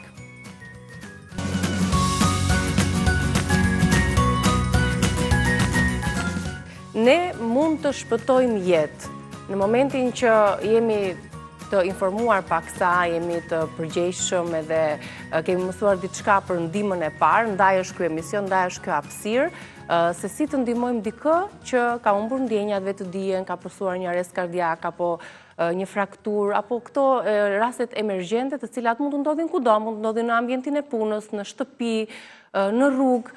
Ne me ndihmën tonë të parë, derisa personi apo derisa të vi urgjenca, ama kemi shpëtuar jetë, është i rëndësishëm minuti i artë, minuti i parë, ndihma e parë. Jam me Oltion Biba nga Kryqi Kuq Shqiptar, pikërisht për të treguar se si do t'jetë ndihma jonë për dikë që është në rrezik. Mirë se erdhe. Kënaqësi që jemi sërish në Rezë e Dielli për të mësuar hapat e parë që mund të shpëtojnë jetë. Do t'i marrim me radhë, si thua. Ta nisim për shembull me gjendjen e të fiktit. Vapa, stresi, tensionet të tjera, mund na ketë provuar me këtë eksperiencë të hidhur, dikujt i bie të fikët. Si do t'jetë ndihma jonë e parë për të? Atëherë, siç e the dhe ti, ka shumë faktorë që mund të shkaktojnë gjendjen e të fiktit. Normalisht ka panik për gjithë njerëzit aty pranë në momentin që ndodh një gjendje të fikti. Si ndihmë e parë që ne jemi dhe mund t'i japim, gjëja e parë që do të bëjmë është kërkimi i reagimit tek personi nëpërmjet të folurës dhe më pas tek prekja, si thua, në supat e trupit ose një pickim i lehtë për të kërkuar reagimin prej tij. Nëse nuk marrim reagim prej tij, pastaj dyshojmë dhe mendojmë që mundet të jenë bllokuar rrugët e frymarrjes, nga ajo që ne simbolizojmë ikja e gjuhës, që gjua bllokon rrugët e frymarrjes, dhe procedojmë me lirimin e rrugëve të frymarrjes dhe më pas me kontrollin e frymarrjes. Gjë e parë për shembull kur ne hasim një ta afërm apo dikë që i ka rënë të fikët, është dhënia e ujit me njerë, ose shpëlarje, ose spërkatja, goditja në fytyrë, janë masa që duhen... Veprime që bazohen tek paniku i personit që ndërhyn aty, por që nuk ka diçka konkrete për ta ndihmuar personin me hedhjen e ujit, sepse hedhja e ujit të ftohtë apo ujit të zakonshëm, ajo çfarë ne kërkojmë është kërkimi reagimit tek personi, do me thënë me anë të hedhjes të ujit, ndërkohë që mund t'i bëjmë në hapa më të, si thash, më të lehtë, duke i kërkuar reagimin me të folur apo me prekje, siç thamë ne, pa i hedhur ujit ftohtë. Plus që ekziston mundësia që në temperatura të larta, temperatura e trupit është e lartë dhe uji ftohtë, mund të kemi një disnivel në momentin që hidhet tek personi. Rasti tjetër, ndalimi frymarrjes ose arresti kardiak, për shembull, që bëhet diferenca mes të fiktit dhe arrestit kardiak, si do ta kuptojmë ne? Siç thamë deri më tani, ndjekim këto ndihma që do t'i japim, ndihma e parë. Ndjekim këto hapa që nga fillimi, pra kërkimi reagimit tek personit, më pas lirimi rrugëve të frymarrjes, kontrolli i frymarrjes, dhe në momentin që ne kemi liruar rrugët e frymarrjes dhe nuk dyshojmë që gjua ka bllokuar rrugët e frymarrjes dhe shohim që tek personi përsëri nuk ka frymarrje, atëherë me patjetër mendojmë që mund të ketë kaluar personi në arrest kardiak. Dhe sa e rëndësishme është ai minuti i parë, 3-4 minutat e para të ndërhyrjes. Gjë më e rëndësishme që mund të bëjmë në ndihmë të parë, sepse nëse presim pas ndalimit të zemrës, ne dimë që problemi më madhor është me mos oksigjenimin e trurit. zemra ka. Si duhet të ndërhyjmë, Oltion, në këto raste, çfarë duhet të Në bëjmë? momentin që konstatojmë që nuk ka frymarrje, ne nisim menjëherë masazhin kardiak, pasi kemi bërë gjitha kontrollet I cili duhet mësohet nga të gjithë, në fakt. Me rastet e shpeshta të përsëritjes së arresteve kardiake, paktën të bëjmë tonën, të japim një kontribut, të ndihmojmë, ndoshta mund të jetë shumë e rëndësishme dhe shpresdhënëse dhe vendimtare, ndoshta derisa të vi urgjenca, ambulanca për të dhënë ndihmën e shpejtë. Por ndihma e parë me ndihmën e shpejtë ka një diferencë, ama ndihma e parë është ajo vendimtarja. Kështu që ndoshta mund të na tregosh duke demonstruar se si do të jetë edhe masazhi i frymarrjes për të ndihmuar e për të furnizuar, po mund të shkosh tek vendi për të na treguar në rastin se kemi konstatuar se personi nuk ka thjesht një humbje të vetëdijes, por ka pësuar një arrest kardiak, tashmë do të mësojmë disa mënyra se si do t'japim ndihmën e parë. Olteni do t'i demonstroj tani. Atëherë, siç e thamë edhe pak më parë, gjëja e parë që nisim ne është kontrolli i vetëdijes tek personi duke i folur, duke kërkuar reagimin prej tij. A jeni mirë, a mund të reagoni? Në momentin që ne nuk kemi reagim tek personi, lirojmë disi veshjet shtrënguese tek personi dhe më pas kalojmë tek lirimi rrugëve të frymarrjes. Lirimi rrugëve të frymarrjes bëhet një dorë tek balli, dora tjetër tek nofulla e poshtme e personit, ngrejmë kokën me qëllim lirimin e rrugëve të frymarrjes. Në këtë moment fillojmë me kontrollin e frymarrjes tek personi që bëhet me anë të 3 shqisave tona, me anë të dëgjimit, ndjesisë dhe shikimit. Pra veshja jon shkon tek hunda e personit, faqja tek goja e personit dhe syt drejt kafazit të kraharorit. Në këtë pozicion tek personi qëndrojmë për maksimumi 10 sekonda duke kontrolluar frymarrjen. Në këtë pozicion, pra 01, 02, 03 për 10 sekonda. Në momenti që ne konstatojmë që personi ka frymarrje, e pozicionojmë atë anash në pozicionin anësor të qëndrueshëm që ne e quajmë ndryshe. Në rastin tjetër, kur personi nuk ka frymarrje, pas 10 sekondash kontrolli, ne nisim menjëherë masazhin kardiak. Për sa i përket masazhit kardiak, gjithmonë masazhi kardiak duhet të kryhet në sipërfaqe të lëkurës, jo mbi rroba.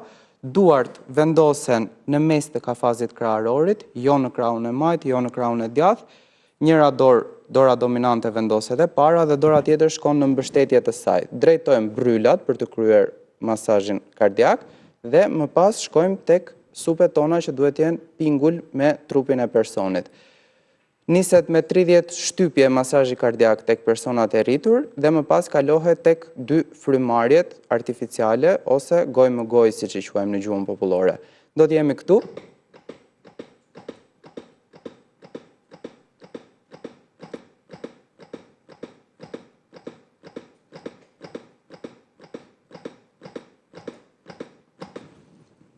Shtypjet e një seti të masazhit kardiak do të jenë këto, më pas kalojmë menjëherë tek 2 frymarrjet.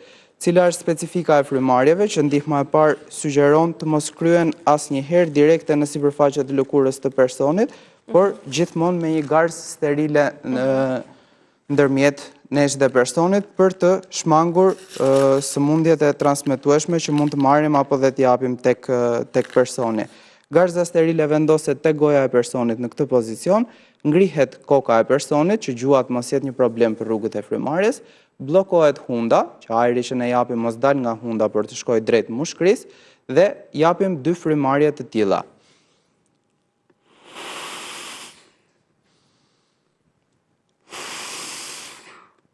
Dhe më pas riniset përsëri me setin e dytë të një masazhi kardiak, Ai masazhi është i rrezikshëm dhe ku gabojnë njerëzit në përgjithësi. Dhe sa e rëndësishme është ruajtja e qetësisë në këto raste, sepse është e vështirë në fakt. Ta thuash një profesionist mund ta ruajë qetësinë, mund të jetë më i ftohtë, jo i përfshirë emocionalisht, edhe mund ta kryejë atë detyrë dhe këto këshilla që u that hapat i ndjek më me përpikmëri. Por në përgjithësi njerëzit reagojnë pak ndryshe, të emocionuar, të alarmuar. Realisht nuk diskutohet që ka një ndryshim midis një manekini dhe një personi natyral për të kryer masazhin kardiak, për sa i përket pjesës emocionale, por në qoftë se je i përgatitur për ta kryer masazhin kardiak, vetmja gjë që duhet të bësh është të forcosh veten nga ana psikologjike, si të thuash, sepse metodika dhe teknika nuk të mungon nga manekini. Në momentin që ne nisim masazhin kardiak, duhet kemi parasysh që edhe dëmtime, si të thuash, mund të ketë gjatë masazhit kardiak. Nga shtypjet e forta mund të kemi dëmtim të brinjve, që në qoftë se shtypjet nuk janë të koordinuara mirë ose jepet një forcë super e madhe nga stresi momental, si të thuash, por që fokusi kryesor në këtë moment është që të rikthehet zemra në gjendje pune, të gjitha dëmtimet e tjera mbeten dëmtime dytësore në krahasim me atë çfarë ka ndodhur tek personi. Edhe një detaj tjetër që duhet të dim, në momentin që niset masazhi kardiak, nuk ndërpritet për, si thua, për kapriçot apo për tekat tona, duhet të ndërpritet vetëm në rastet që personi reagon gjatë masazhit kardiak. Ose për shkak të reagimeve të palëve të tjera që janë aty. Nuk duhet të ndërpritet nga askush, domethënë, pavarësisht se njerëz të tjerë mund të ndërhyjnë për të thënë apo për vepruar njësoj me ty, duhet me patjetër që të vijë ndihma e shpejtë ose personi të reagojë. Ose ndrimi me dikë tjetër që di të kryej masazh kardiak dhe ai njësoj si... Ka njerëz që interesohen dhe duan që të trajnohen për ndihmën e parë?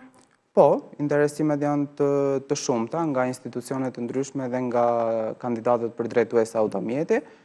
Vazhdohet me të njëjtat ritme, si të thuash, kurset e ndihmës së parë dhe interesimi mbetet i lartë edhe për pjesën e ndërgjegjësimit. Të ka ndodhur vetë, mund të ulemi tani, ndoshta treguam pjesën kryesore, këto hapa që duhet të ndiqen për të qenë heroi i dikujt, për të shpëtuar jetën e dikujt, të gjithë duhet të kemi një uri për të dhënë ndihmën e parë. Ndonjë eksperiencë personale kur ti realisht je ndier hero dhe ke shpëtuar jetën e dikujt përmes minutit të artë?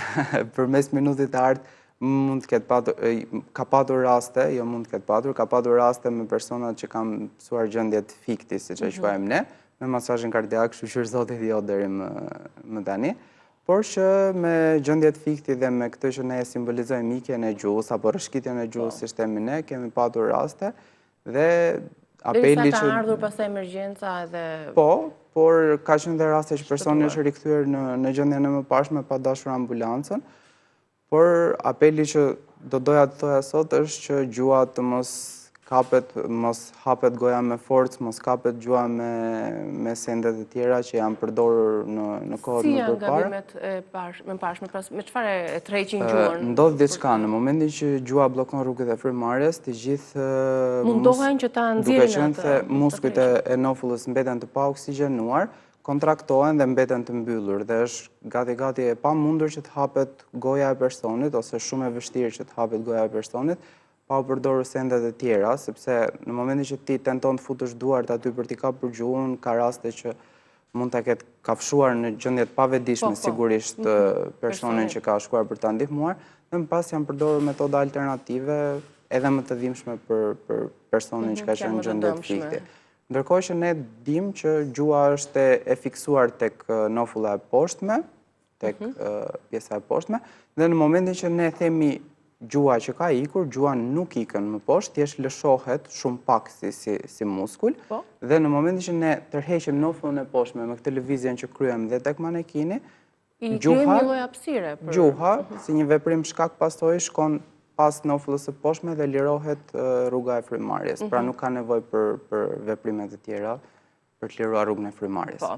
Në përgjithësi, cilat janë këto gabimet që ne bëjmë, përveç se rastet të gjuhës, por rastet të fiktit, rastet të arrestit kardiak, apo rastet kur dikush ka humbur vetëdijën aty edhe kemi lënë në mëshirë të fatit. Ka njerëz që kanë frikë Olti të afrohen, sepse në individ e një profesionist dhe mbase mund t'i bëjnë më keq personit që ka pësuar një rast të emergjent. Kjo është ajo që këmbgullim që ndihma e parë të hapet sa më shumë, të shtohet në masivitet për të mësuar nga të gjithë njerëzit, do me thëmë, për të patur informacione bazike për të dhënë ndihmën e parë, që të mos ndihen të pasigurt në momentin që ndodh aksidenti.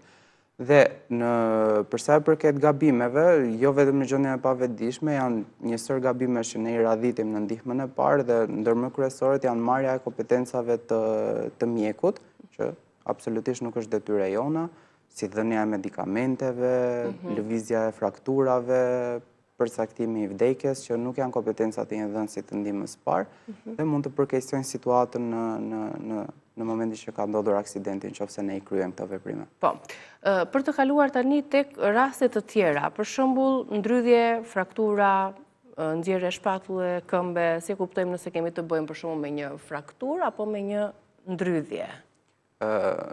Deri në një pikë, ato kanë të njëjtat simptoma, si të thuash, sepse kanë eintjen, kanë nxirjen, por i vetmi dallim që ne mund të bëjmë është ajo që ne dim që në fraktura, ne ju bëjmë provën nëse personi ka thyer dorën, po supozojmë, prova që ne bëjmë për të parë nëse e ka thyer apo thjesht e ka krisur apo e ka ndrydhur, është lëvizja e gishtave. Pra i kërkojmë të na prek dorën tonë me gishtat e tij.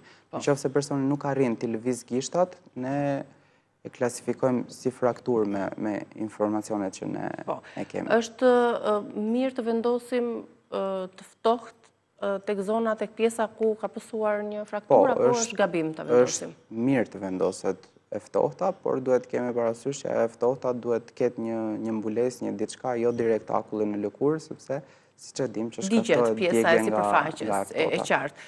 Kafshimi nga ose pickimet, kafshimi nga një qenë, pickimet nga grenzat, për shembull, ndihma e parë që duhet të ofrojmë?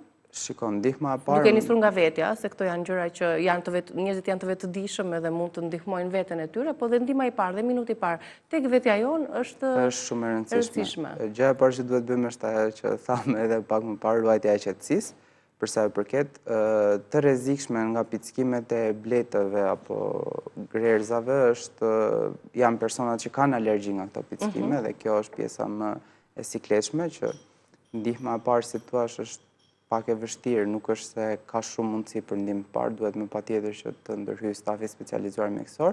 Kurse për sa i përket kafshimeve, nuk e di, kemi fjalën për kafshimet nga gjarprind apo nga qeni më në rrugë. Nga qeni në rrugë. Sa janë në rrugë të tillë? Në kafshimet nga qeni ne kemi për detyrë vetëm të pastrojmë plagën me ujë dhe me sapun ose me një detergjent që mund të ndodhet aty, dhe nëse ka hemoragji pas pastrimit me ujë dhe me sapun, do të bëjmë një fashim të thjesht për të mos lejuar hemoragjin të vijojë. Po zakonisht nuk ka ndonjë hemoragji të madhe nga kafshimi për pos pjesëve. Në rastet e plagëve, në rastet e gjakderdhjeve, kur jemi rrëzuar ose kemi pësuar një plag, jemi në punë, nëpër kantiere të ndryshme ndërtimi, apo kudo mund të ndodhin gjakderdhje, mund të ndodhin plag, jemi goditur, jemi dëmtuar. Ndryrja e parë, cila do të ishte? Hapi i parë? Shplarja me ujë të rrjedhshëm dhe vendosja e një tamponimi ose ushtrimi presioni aty mbi plag që të mos lejosh hemoragjin të vazhdojë, kaq që takon ndihmës së parë. Nuk duhet të hyjmë tek pjesët e... Dikush i vendos një garzë, dikush këto metodat popullore, garzë sterile alkooli... është okej, mund të bëhet tamponimi dhe me garzën sterile. Kurse për pjesën e alkoolit kanë dhe ata dëmet e veta, si thua, sepse alkooli bën zmadhimin e enëve të gjakut dhe shkakton akoma më shumë hemoragji. Edhe të gjitha këto betadina apo çfarë mund të kemi përdorur tjetër që të gjithi kemi përdorur, bëhet fjalë për plagë disi më të thella, se plagët gërvishtet sipërfaqësore janë më të menaxhueshme, po kemi prerë gishtin ose kemi me një nuk sugjerohet as alkooli, as betadina, as uji oksigjenuar brenda në plagë. Mund të përdoret për pastrima në mban saj, po brenda në plagë jo, sepse kanë sjellin dëmtime djegje të indeve të lëkurës, zmadhim të enëve të gjakut. As uji oksigjenuar, sepse mund të përdorim ujë të rrjedhshëm, por edhe ai nuk është brenda në plagë nuk sugjerohet. Brenda në plagë. Brenda në plagë nuk sugjerohet, vetëm ushtrim presioni dhe nëse ka rrezik infeksioni drejtohemi drejt ndihmës së shpejtë. Pastaj kalon tek ndihma e shpejtë, pra me ujin që thatë i rrjedhshëm apo vendosje edhe ushtrim presioni për të mbajtur fort. Për të ushtruar presion që të ndaloj të mbiksim plagën, si thua. Cilat janë rastet më të shpeshta me të cilat jeni përballur tani në këtë periudhë? Për sa përket rasteve të plagëve hemoragjike, janë gërvishtet sipërfaqësore më shumë që mund të shohësh në përditshmëri për njerëz të cilët mund të pengohen apo mund të kenë aksidente të ndryshme. Dhe në plagët sipërfaqësore, siç e the edhe ti, është më lehtë për tu menaxhuar, mjafton një pastrim i plagës nga sipër dhe një fashim i thjeshtë për kaq sa i takon ndihmës së parë. Tani që temperaturat janë të larta për personat moshuar kryesisht, për gratë shtazana, për fëmijët cilët ekspozohen, dalin në rrugë, në diell, në ambientet edhe në oraret e pikut të vapës, sigurisht cili është rekomandimi dhe këshilla që u jepni vazhdimisht? Hidratimi mirë, të shmangen në oraret e pikut të vapës dhe nëse janë të detyruar të dalin të ndjekin rrugët të cilat kanë më shumë hije. Dhe matja e parametrave vitale është e rëndësishme në momentin që ata nuk ndihen mirë për të parë se ku qëndron problem. Personat me tension, me diabet, që kanë një problem shëndetësor. Shëndetësor. Matja atyre që në momentin fillestar që ata nuk ndihen mirë për të kuptuar që në fillim ku qëndron problemi dhe për të kontrolluar pa shkuar. Për të marrë masa paraprake. Për të marrë masa. Heri, kthyem pikërisht këtë tematik për të këshilla në mënyrë që secili të krijojë një guid, të mësoj ato hapat e para të ndihmës së parë, sepse janë me të vërtet realisht shumë të rëndësishme për secilin prej nesh. Shpresojmë t'ju kemi ndihmuar përmes Oltionit. Faleminderit shumë që erdhe. Ju uroj ditë të bukur, kalofshi mirë, faleminderit që na ndoqët. Mirupafshim.